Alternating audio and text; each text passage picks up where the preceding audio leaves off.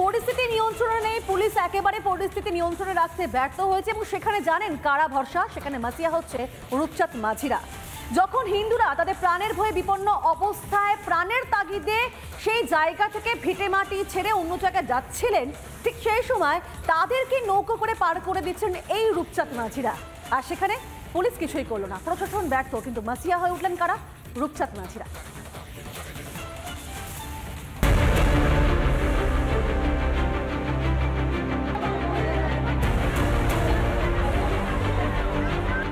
মুর্শিদাবাদ জুড়ে শুধুই অশান্তির ছবি। কোথাও পুড়ে খাক বাড়ি, দোকান, কোথাও সর্বস্ব হারানো অসহায় মানুষের হাহাকার। প্রাণে বাঁচতে অতি প্রিয় ভিটে মাটি ছেড়ে পালাতে হয়েছে শয়ে শয়ে হিন্দু পরিবারকে। সেই সব হিন্দুদের সুরক্ষিতভাবে নদী পার করিয়ে মালদহে পৌঁছে দেন রূপচাঁদরা। খাবার ইচ্ছাটাও চলে গিয়েছে, কারণ মা বোনেদের ইজ্জতটা বাঁচাতে হবে। ইজ্জত বাঁচানোর যে লড়াই, সেই লড়াইটা চালিয়ে যাচ্ছেন রূপচাঁদরা। বিএসএফ না থাকলে সেদিন বাঁচতেই পারত না হিন্দুরা। ভয়ঙ্কর অভিজ্ঞতার কথা শোনালেন রূপচাঁদ মাঝি। হ্যাঁ, বিএসএফ না থাকলে পরিবার বাঁচত না তো। ওরাই তো ঘর থেকে বাইকে বাড়ি করে দিয়েছে, চলো নৌকায় পার হও, নৌকায় পার। আমাদের 7টা বিএসএফ যখন আমাদের শুনে নিল কে, তখন তখন এই 7টা বিএসএফ আমাদের এখান থেকে কল করে দিয়েছে, তখন হাইলাইট হয়। কিভাবে সেদিন হিন্দুদের বাঁচিয়ে মালদহে নিয়ে এসেছিলেন শোনালেন সেই কাহিনীও। আমরা নদীর ধার ধার থেকে নিয়ে আসছি, মানে ওই কানাকাটি করছে দেখছি, তখন আমরা বলি এই ওখানে মাছ মারছি, দেখতো ওখানে কি আছে, ওই মাছ মারছি ওখানে দেখতো কি আছে। তারপরে আমাদের কিছু ফেরি মাঝিরা, কিছু মাছ মারা হলদাররা, তারপরে জুটে দিয়ে ওরা নিয়ে আসে। তখন ওই কাকা এই থেকে ব্যাপার, তখন আমি নৌকায় চাপলে দিয়ে আমি তখন নিয়ে আসে।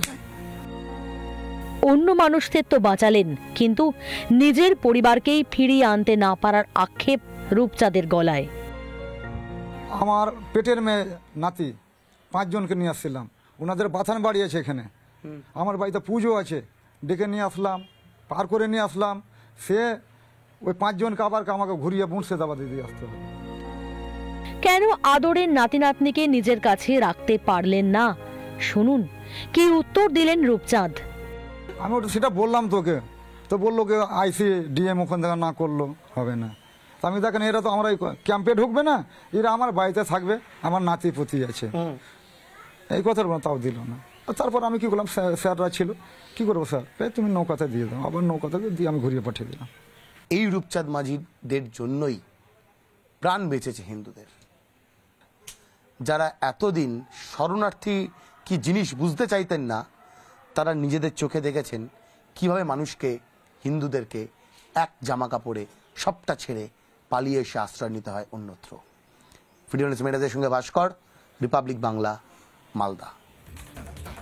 মুর্শিদাবাদের বিভিন্ন জায়গায় অবস্থা, আর সেখানে একটা ব্যাপার বলতেই হয়, হিংসার আগুনে শুধুমাত্র তাদের ঘরবাড়ি পুড়েছে এমনটা কিন্তু নয়, কারণ হিংসার আগুনে রাজ্য সরকারের ওপর ভরসাটুকুও তাদের পুড়েছে। যে সময় তাদের দরকার ছিল রাজ্য সরকারের, সে সময় তারা পাননি কাছে সুবিধা। একই সঙ্গে সেই জায়গায় দেখা গিয়েছে কি, প্রত্যেকে আশ্রয়ের জন্য পালিয়ে গিয়েছেন অন্যত্র, কেউ রাজ্যের বাইরে, কেউ জেলার বাইরে, এবং কেউ কেউ ক্যাম্পেও আশ্রয় নিয়েছে। আর সেখানে পুলিশও ব্যর্থ সমস্ত রকম সুবিধা দিচ্ছে, তাই পুলিশের ওপর তাদের একমাত্র ভরসা নেই। সবচেয়ে বড় কথা হচ্ছে পুলিশকে ভরসাই করতে পারছে না, তারা ভরসা করছেন কাদের? বিএসএফ আধিকারিকদের ওপর। এইরকম পরিস্থিতি কেন হলো? আমরা কি হিন্দু সেই জন্যই হলো? পশ্চিমবাংলায় বাস করতে পারবো না?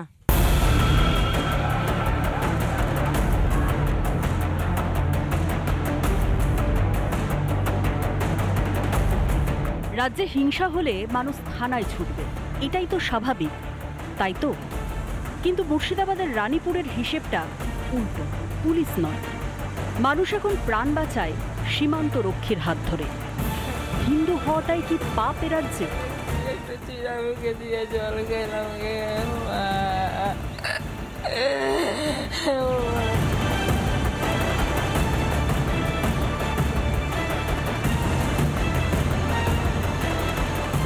রিপাবলিক বাংলার প্রতিনিধির সামনে এমনই প্রশ্ন তুলেছেন রানীপুরের আতঙ্কিত হিন্দু পরিবার।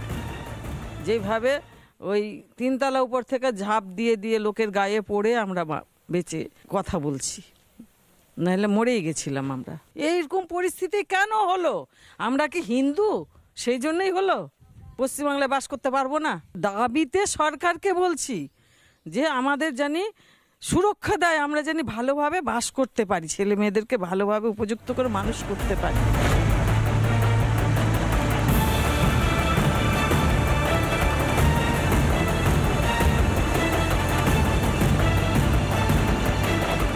মুর্শিদাবাদের ধুলিয়ানের মণ্ডল পরিবারের ছবিটা দেখুন। ঘরও নেই, চালও নেই, আছে শুধু চোখের জল আর বুক ভরা কান্না।